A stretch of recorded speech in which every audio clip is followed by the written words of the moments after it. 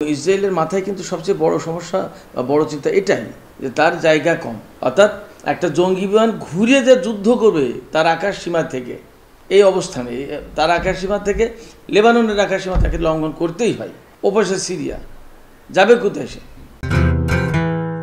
ইরানের সঙ্গে ইসরায়েলের সর্বাত্মক যুদ্ধের কোনো আশঙ্কা আছে কি, নাকি তারা বর্তমান সময়ের মতো প্রক্সি যুদ্ধ চলমান রাখবে? ধন্যবাদ শেখ মাসুম আলী। এটা অত্যন্ত গুরুত্বপূর্ণ একটা প্রশ্ন এবং এই প্রশ্নের সমাধান হবেও বলে আমি মনে করি। অর্থাৎ একটা সময় এই প্রশ্ন থাকবে না। তার মানে কি? তার মানে হচ্ছে যে যুদ্ধ একটা হবে, ইরানের সাথে ইসরায়েলের যুদ্ধ হবে এবং সেটা চূড়ান্ত যুদ্ধ হবে। কারণ ইরানের ইসলামী বিপ্লব যদি সত্যি হয়, ইরানের ইসলামী বিপ্লবকে যদি তার আদর্শে টিকে থাকতে হয়, তাহলে ইসরায়েলের সাথে ইরানের কখনোই আপোষ হবে না। আর ইরানের সাথে ইসরায়েলের যদি আপোষ না হয়, তাহলে অনিবার্যভাবে একটা যুদ্ধ হবে এবং সেটা চূড়ান্ত যুদ্ধ।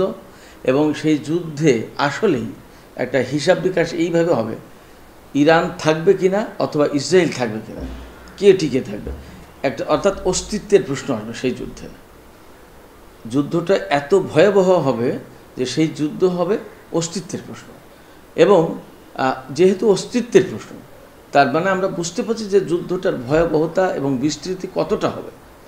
তো অস্তিত্বের প্রশ্ন এই জায়গা থেকে বলা যাচ্ছে বা বলা যায় বা আমি বলছি এই কথাটা এই জায়গা থেকে যে ইসরায়েল যেহেতু খুবই ছোট্ট একটি দেশ এবং ইসরায়েলের মাথায় কিন্তু সবচেয়ে বড় সমস্যা বা বড় চিন্তা এটাই যে তার জায়গা কম, অর্থাৎ একটা জঙ্গি বিমান ঘুরিয়ে যে যুদ্ধ করবে তার আকাশ সীমা থেকে, এই অবস্থানে তার আকাশ সীমা থেকে লেবাননের আকাশ সীমা তাকে লঙ্ঘন করতেই হয়।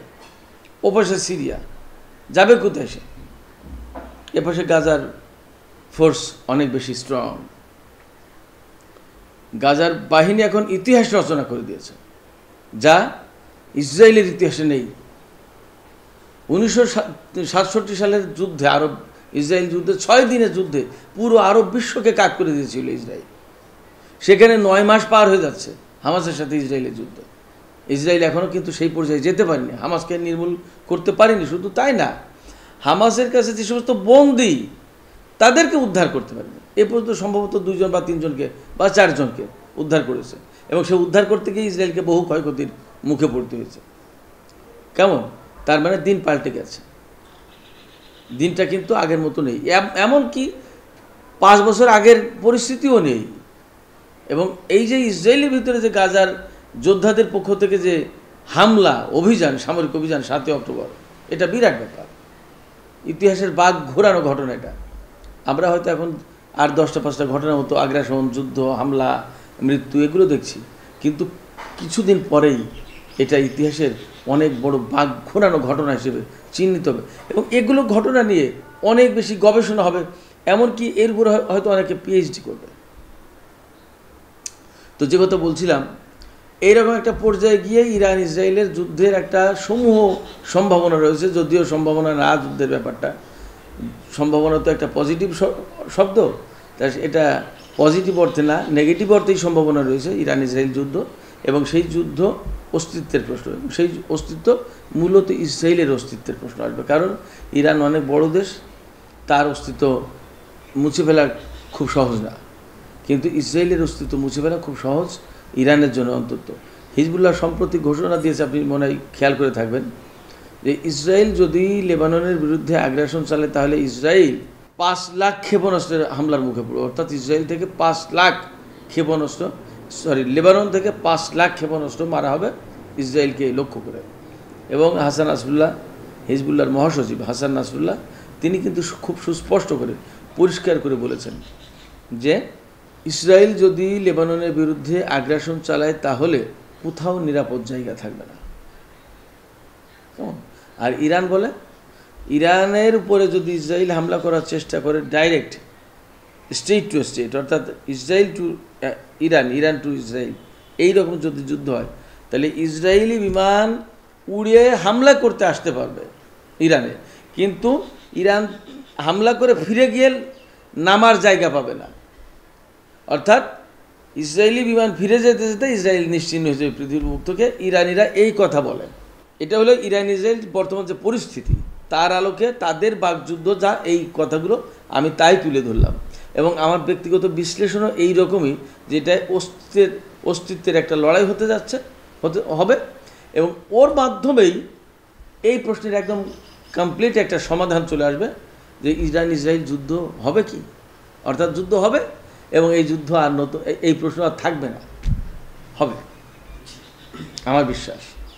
ইরানের সহায়তা নিয়ে হামাস, হিজবুল্লাহ কেন ইসরায়েলকে চূড়ান্তভাবে পরাজিত করতে পারছে না? দেখুন, ইসরায়েল যে, আমি ইসরায়েলকে ব্যক্তিগতভাবে খুব বৈধ রাষ্ট্র মনে করি না, খুব বৈধ রাষ্ট্র মনে করি না। কারণ একটা মানে জবরদখল করে একটা জায়গা দখল করে সেখানে একটা রাষ্ট্র প্রতিষ্ঠা করে দিয়েছে আমেরিকা এবং ব্রিটেন তাদের ক্ষমতার জন্য। ফলে আমি ইসরায়েলকে ব্যক্তিগতভাবে বৈধ রাষ্ট্র মনে করি না। তো আমি বৈধ রাষ্ট্র মনে করি আর না করি, যেহেতু বিশ্বে ইসরায়েল একটা রাষ্ট্র হিসেবে স্বীকৃত বহু জায়গায় এবং বহু দেশের কাছে, এবং জাতিসংঘের একটা সদস্য, সেই কারণে বলি যে ইসরায়েল একটি রাষ্ট্রীয় শক্তি। তো যেহেতু ইসরায়েলকে আর 10টা সাধারণ রাষ্ট্রের মতো কোনো রাষ্ট্র প্রতিষ্ঠা করা হয়নি, এবং বিশেষ লক্ষ্য উদ্দেশ্য করে এই রাষ্ট্রটাকে প্রতিষ্ঠা করা হয়েছে, এবং সেই লক্ষ্য উদ্দেশ্যের ভিতরে একটা বড় লক্ষ্য উদ্দেশ্য হচ্ছে আমেরিকা, ব্রিটেন তথা পাশ্চাত্যের স্বার্থ রক্ষা করবে। অর্থাৎ ইসরায়েল হচ্ছে আমেরিকা অথবা আমেরিকার নেতৃত্বাধীন পশ্চিমা জগতের স্বার্থ রক্ষার বরকন্দাজ। সেই বরকন্দাজকে কতটা শক্তিশালী করে রাখলে সে টিকে থাকে এবং তাদের স্বার্থ রক্ষা করতে পারে, সেই রকমভাবে শক্তিশালী করা হয়েছে ইসরায়েল নামক এই রাষ্ট্রটাকে।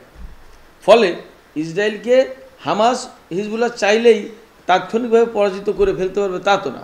ইরানের সহায়তায় হামাস, হিজবুল্লাহ ইসরায়েলকে পরাজিত করতে পারে, হয়তো একটা পর্যায়ে সেইটা আসবে, এবং তার তো একটা আলামত আমরা দেখছি। কারণ আমি আগেই বললাম যে হামাসের সাথে আজ 9 মাস যুদ্ধ চলছে, ইসরায়েল কিন্তু হামাসকে পুরোপুরি মুছে দিতে পারেনি। আবার হিজবুল্লাহ পাশের যুদ্ধ কিন্তু প্রতিদিন টুকটাক করে করছে।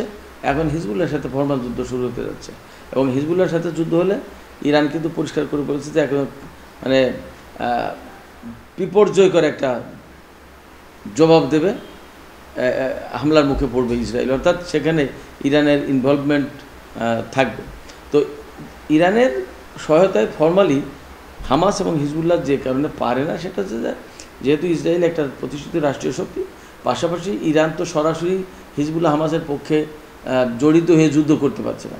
ইসরায়েল তো কারোর পক্ষে জড়িত হয়ে যুদ্ধ করছে না আপাতত, ইসরায়েল যুদ্ধ করছে তার জন্য, আমরা যা দেখতে পাচ্ছি আপাতত। তো সেই হিসেবে আন্তর্জাতিক কিছু নিয়মকানুন, নর্মস আছে, কতগুলো সিস্টেম ফর্মুলা থাকে, কতগুলো আইন কানুন থাকে, এই সমস্ত কারণে সরাসরি ইরান জড়িত হতে পারছে না। কিন্তু আমার মনে হয় যে ইতিহাসের বাঁকে কোনো একটা সময় জড়িয়ে যাবে, এবং এটা হবে, আমি অনিবার্যভাবে তাই মনে করি। হিজবুল্লাহর সঙ্গে যুদ্ধ করার ঘোষণা দিয়েও কেন পিছিয়ে যাচ্ছে ইসরায়েল? এখানে অনেকগুলো কারণ আছে। অনেকগুলো কারণের ভিতরে একটা কারণ হচ্ছে যে হিজবুল্লাহর সাথে যুদ্ধ করতে গেলে ইসরায়েলকে অনেক বেশি বড় কঠিন যুদ্ধের মুখে পড়তে হবে। হামাস এবং ইসলামী জিহাদ আন্দোলনকে নিয়ে গাজাতে তারা এমনি বিপর্যস্ত অবস্থায়। দ্বিতীয় যে বিষয়টা, সেটা হচ্ছে যে হিজবুল্লাহ হামাসের চেয়ে অনেক বেশি শক্তিশালী। আপনি খেয়াল করে দেখবেন, লেবানন একটি রাষ্ট্র, সেই রাষ্ট্রের ভেতরের একটা শক্তি হচ্ছে হিজবুল্লাহ। আপনি ভেবে দেখুন, হিজবুল্লাহ কিন্তু নিয়মিত কোনো বাহিনী না, অথচ লেবাননের একটি সবচেয়ে শক্তিশালী একটি সামরিক ফোর্স কিন্তু হিজবুল্লাহ। তার মানে কি, একটা আলাদা ধরনের অত্যাশ্চর্যজনক একটা অবস্থান হিজবুল্লাহর কিন্তু লেবাননে রয়েছে। পাশাপাশি লেবাননে আপনি আলাদা করতে পারবেন যে কে হিজবুল্লাহ আর কে সাধারণ জনগণ, ব্যাপারটা কিন্তু এরকম। হিজবুল্লাহর অবস্থানটা সে দেশে এতটা বেশি শক্ত এবং এত বেশি জনপ্রিয়, এবং তারা এত বেশি সামাজিক কল্যাণমূলক কাজ করেছে যে কে হিজবুল্লাহ আর কে সাধারণ জনগণ, এগুলো পার্থক্য করা কিন্তু খুব মুশকিল, যতক্ষণ পর্যন্ত না সরাসরি সাম্প্রদায়িকভাবে বিভক্ত না হচ্ছে। অর্থাৎ মুসলমান হলে কে শিয়া, কে সুন্নি আর কে হিজবুল্লাহ, এই পার্থক্য করাটা কঠিন। 1, 2 হচ্ছে যখন খ্রিস্টান এবং মুসলমান পার্থক্য হচ্ছে, তখনই শুধুমাত্র হিজবুল্লাহ এবং নন হিজবুল্লাহ পার্থক্য করা সম্ভব। অর্থাৎ তবে তারপরেও কথা আছে, খ্রিস্টান সম্প্রদায়েরও কেউ কেউ হিজবুল্লাহর সাথে যুক্ত, যারা ইসরায়েল বিরোধী। কারণ হচ্ছে যে এখানে ধর্মীয় এবং আদর্শিক একটা দ্বন্দ্ব আছে। ইহুদিবাদ, ইসরায়েলের যে ইহুদিবাদী শক্তি ইসরায়েল, ইহুদিবাদ, এই ইহুদিবাদের সাথে কিন্তু খ্রিস্টানদের, মুসলমানদের যেমন দ্বন্দ্ব, খ্রিস্টানদেরও কিন্তু একই রকমের দ্বন্দ্ব। সেই কারণে লেবাননের একটা বিরাট অংশ, খ্রিস্টানদের বিরাট অংশ কিন্তু হিজবুল্লাহকে বা মুসলমানদেরকে সাপোর্ট করে, অর্থাৎ এগেইনস্ট ইসরায়েল। তো সেক্ষেত্রে হিজবুল্লাহর সাথে যুদ্ধ করতে গেলে একটা বিপর্যয়কর একটা পরিস্থিতি তৈরি হবে ইসরায়েলের জন্য। এটা যেমন একটা ব্যাপার, তেমনি গাজা যুদ্ধ সামাল দেওয়া যাবে না। ইসরায়েলের অস্তিত্ব ইরানের যুক্ত হওয়ার আগেই ইসরায়েলের অস্তিত্ব হারাতে পারে, এরকম একটা অবস্থা তৈরি হবে। পাশাপাশি আমেরিকার পক্ষ থেকে চাপ আছে বা বিশ্ববাসীর পক্ষ থেকে, পশ্চিমা বিশ্বের পক্ষ থেকে চাপ আছে। হিজবুল্লাহর সাথে যুদ্ধ হলে সেই যুদ্ধ কিন্তু খুব ডিভাস্টেটিং হবে এবং তাতে ইরান জড়িয়ে যেতে পারে। এবং ইরান যদি জড়িয়ে যায় তাহলে মধ্যপ্রাচ্যের পরিস্থিতি কিন্তু ভয়াবহ হবে। তেলের চলাচল বন্ধ হবে, মধ্যপ্রাচ্যের সামগ্রিক পরিস্থিতি পাল্টে যাবে এবং ইসরায়েলকে নিয়ে যে কাজটা আমেরিকা করতে চায় হয়তো সেই কাজটা আর করার কোনো সুযোগ থাকবে না।